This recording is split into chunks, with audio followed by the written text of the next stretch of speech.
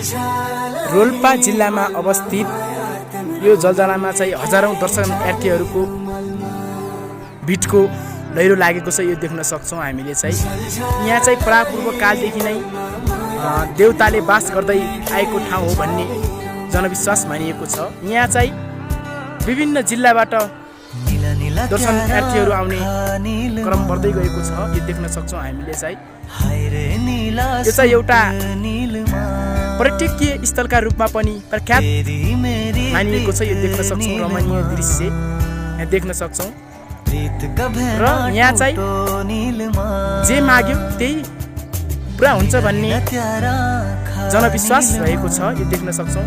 यहाँ चाहिँ 1500 देखि 2000 सम्मको रेसियोमा चाहिँ साँडा र भेडा काटिने गरिन्छ, बलि दिने गरिन्छ। देख्न सक्छौँ हामीले।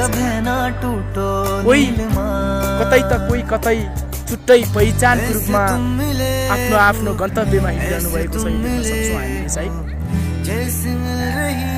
एउटा देवताप्रति आस्था विश्वास राख्नु पनि एउटा ठुलो कुरा हो। शक्ति नै यसलाई भनिन्छ।